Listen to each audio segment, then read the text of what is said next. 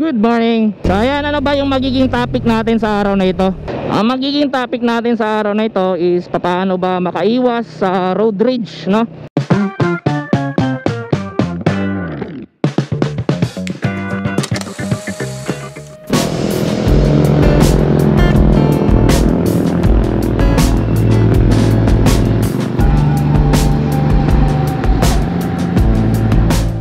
Buntag lang yung mga amiga na so nakakaroon din sa Davnor Capitol o Davao del Norte Capitol area, no? So ito po yung Capitolio namin dito sa amin, no?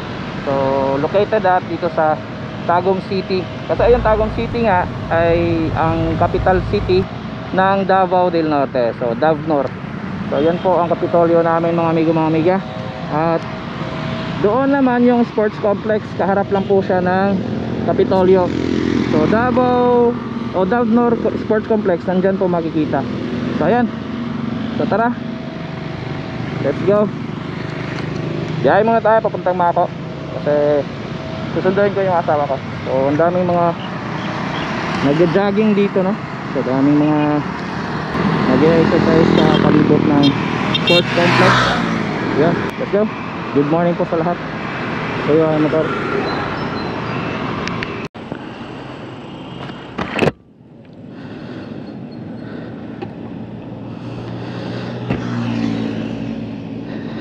So good morning everyone. So ayan, let's go.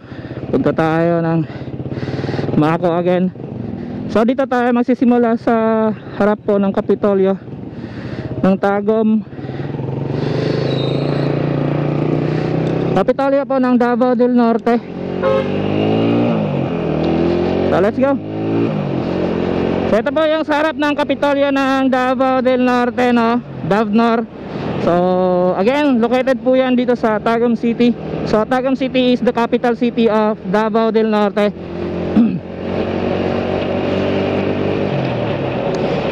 So welcome back sa ating Romoto Vlogging ngayon, no? Dito sa aking YouTube channel. So kamusta kayong lahat dyan? So mapagpalang araw po sa lahat. So ito naman yung intersection ng dito sa may side, no, ng Capitolio. So doon sa likod is papunta po yun ng Asuncion, Davao del Norte, going up to Talaingod. Pwede dyan kayo dadaan, Kapalong tsaka Talaingod. So dito papuntang sa likod. And dito papunta naman po tayo sa sentro bahagi ng Tagum City, no?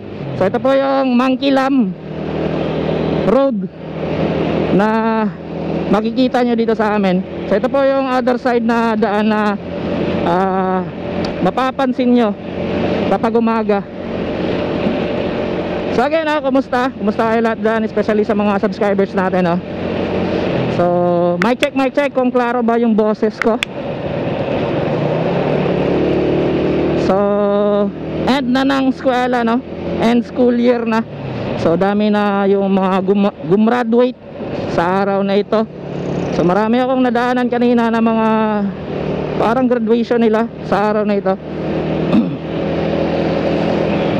Laki talaga ng mga simbahan ng Iglesia ni Cristo, no? So marami mga Iglesia ni Cristo din dito, no, na mga simbahan.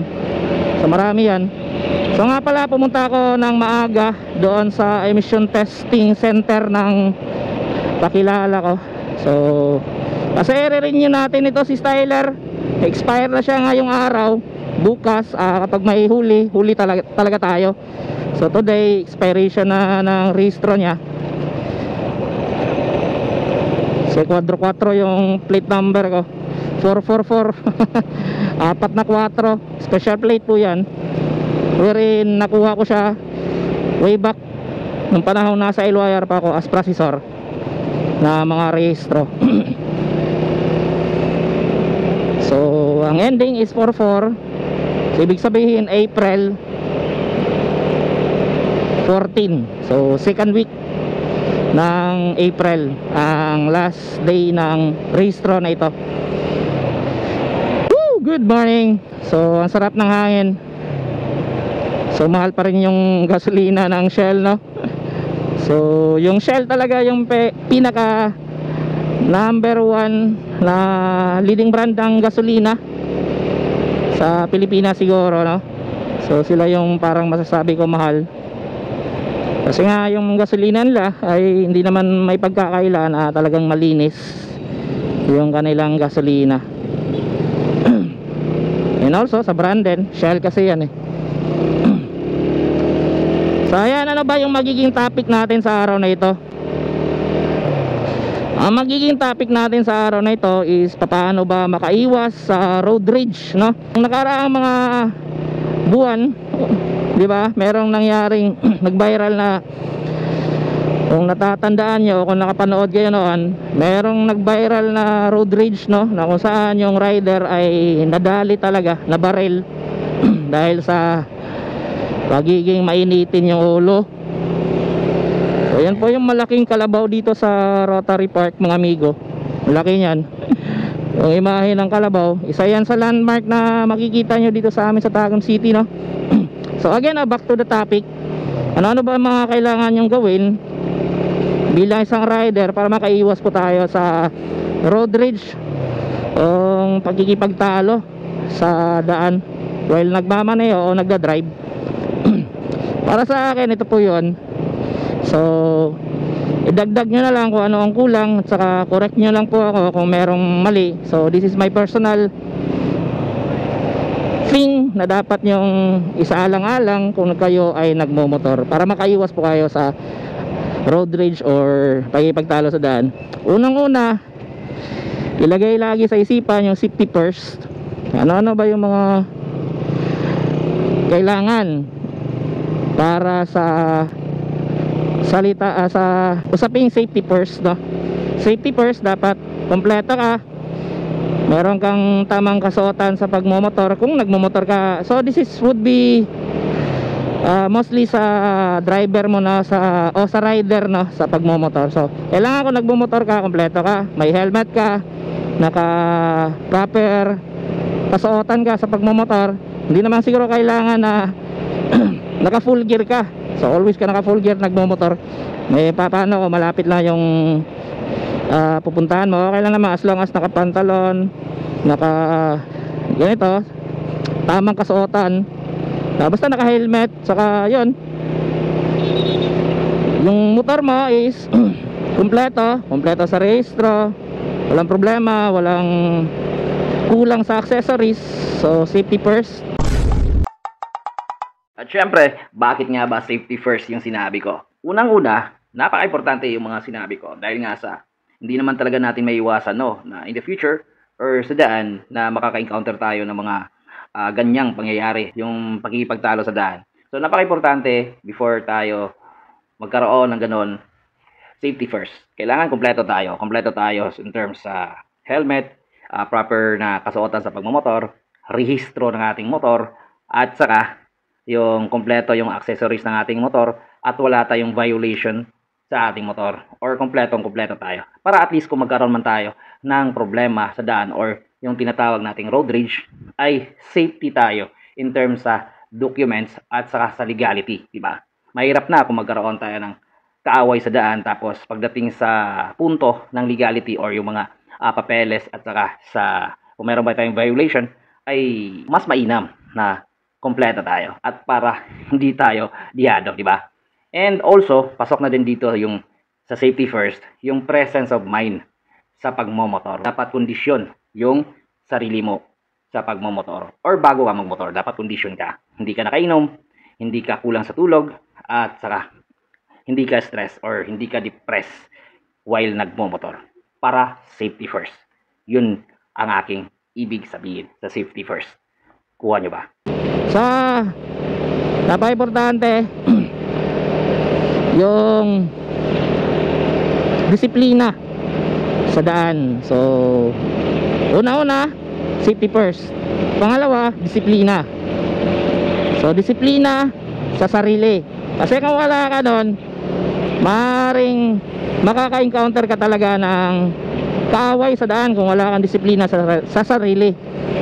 Kasi alam naman natin, no, na lahat tayo mga rider or mga driver, meron tayong tinatagong kamote mode. Kumbaga, ugaling kamote sa daan. Huwag nyo sabihin na wala kayo nun, kasi lahat tayo meron yan. Pero it depends on how you control it. It depends on how you do it. So kasi minsan sarap talagang humataw sa daan kung alam mo namang safety yung dinadaanan mo at wala kang masyadong makakasalubong na yung dangerous na cautious na eksena, diba? So again, disiplina sa daan, disiplina sa sarili. So yun ang pangalawa. Kasi doon nagsisimula yung sobrang pakiging kamote. Kumbaga level up talaga yung pagiging kamote kung wala kang disiplina sa sarili mo, di ba? So yun. Pangatlo is that isipin mo palagi maging kalmado. Yun, maging kalmado ka lagi sa daan para maiwasan po yung init ng ulo or sudden na maanghang na salita kung meron kang i-encounter na pagtatalo sa daan, no? So kung lagi kang kalmado, yun ay may iwasan mo yun, yung pagkakaroon ng road rage. So tao lang naman tayo talaga, di ba?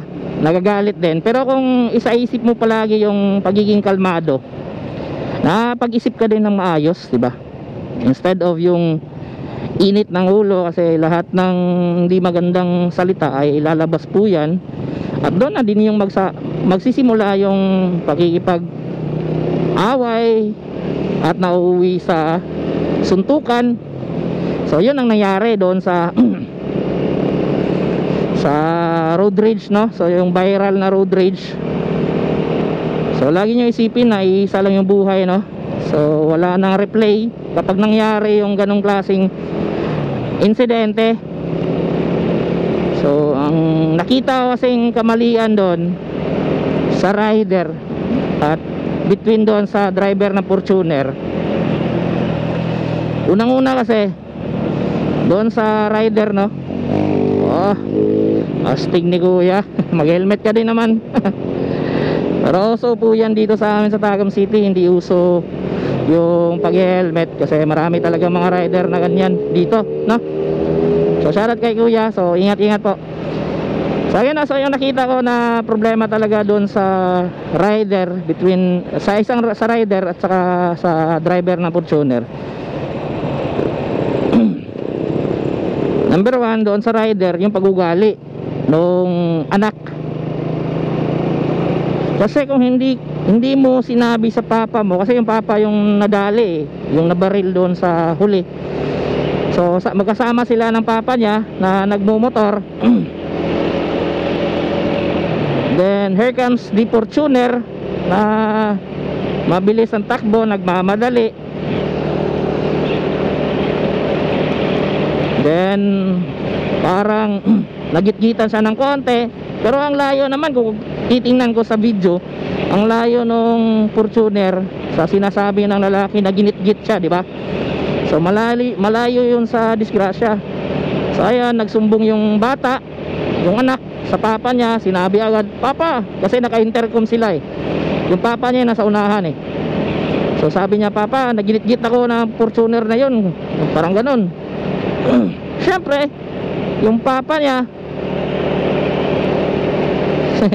medyo mainitin yung ulo, gusto anuhin agad yung hindi naman siya natamaan sana. Yun ang first na mali ng rider. Kasi sa sobrang kamote niya, hindi naman, pasensya sa salita, no? Sobrang kamote talaga. Gusto nyong gulo agad eh. Hindi na lang pinagpasensyahan. Kung sa simula pa lang hindi na lang niya hinayaan na lang, so hindi magiging ganon. So nangyari, sinumbong sa papa. At ayun, hinabol nilang dalawa kasi nga ginitgit nga sila. Okay lang naman sana habulin kung natamaan ka, na side seat ka, di ba? Kumbaga meron kang gas-gas, natumba ka dahil ginit-git ka, ganon. Pero hindi naman eh. Ako siguro kung ako ang anak that time, so sinumbong ko, hindi naiiwasan na sumbong. Sasabihin mo na lang sa papa mo, pa tama na, wag mo na lang habulin, iwas na lang tayo, yung ganon ba. So maging kalmado, isipin mo lagi ang magiging epekto ng actions mo. So ganon dapat ang nasa isip ng isang rider, isip ng isang kalmadong rider, no? So hindi maiwasan talaga yung pangyayari na ganon. So ayan, hinabol nila, ginit-gitan sila. So yung driver naman ng ng Fortuner, siguro kasama yung pamilya. Then siyempre kung ako naman siguro na driver, no, matatakot ka kasi dalawa yung humahabol sa'yo. Parang kasi uso dito sa amin yung riding in tandem eh. So baka babarilin ka kung merong naman nagalit sa'yo, meron kang nakakaalitan, di ba? So ayun, takot, di bumuelo din hanggang sa umabot sa isang punto na area at nagkaabot, nagkasagutan. Ang mali lang kasi automatically away agad ang nangyari. So, parang naghamon talaga ng suntukan agad. So nagkasuntukan, syempre yung driver ng Fortuner dihado. Saka kung siguro kung isa sa kanila is nagpakumbaba talaga, mali lang kasi yung dalawang kumag na rider is hindi talaga nagpakumbaba. Kumbaga yung pride talaga, yung galit talaga ang init at init ng ulo yung pinairal. Kaya yon sinuntok nila, pinagtulungan yung driver. Na-trigger yung driver ng Fortuner. May baril. Alam naman natin kung meron kang baril talaga, dapat meron kang 100% of mind na hindi mo talaga yun gagamitin sa kung ano pa man. Maliban na lang siguro kung may baril din yung kalaban mo, kailangan mo talagang kunin yung baril mo. That time is wala, suntukan lang eh. So nagblanko yung isip, kinuha yung baril, at ayun, pinutukan. Dali yung tatay, di ba?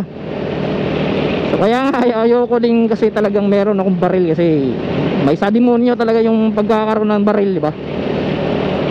So feeling mo astig ka pag may baril. Kaya yung mga pulis, sundalo at iba pang mga sapi ng sandatahang hukbo is kailangan talaga yan ng proper at saka matinding training when it comes sa paghawak ng baril. Ano mga gagawin in terms of citation, di ba? Di yun maiiwasan na kakaroon ka talaga ng sa demonyo kung wala kang presence of mind or yung tamang kaisipan sa paggamit ng baril. So yan lang, dapat maging aware tayo, no, sa lahat ng gagawin. At saka always keep in mind na iisa lang ang buhay at wala nang replay, mga amigo, mga amiga. So doble ingat. At yan, lagi ko sinasabi, wala nang replay sa maaaring mangyari sa daan o sa init ng ulo. So gaya no, isang iglap lang, nawala yung kanyang papa dahil sa katangahan ng kamuting rider, di ba? So wala na siyang kasama kung magra-ride siya. Masarap kaya nun yung papa mo kasama mo sa ride. Yun nga lang, dahil nga sa pangyayari ganun, ay ayun, goodbye. So dito tayo dumaan, no, kasi tatapusin ko na yung aking vlog dito. So daghang salamat sa pagtanaw, no, mga amigo, mga amiga. So liliko muna ako dito para tanggalin itong aking cam. So palinasiyan kayo sa aking vlog, no, at saka mayroon akong ibigay na magandang tips about sa bagay na iyon para maiwasan yung road rage, no. So ito nga pala yung garden ng pinsa ng wife ko dyan. So mga pipino, ang daming pipino yan.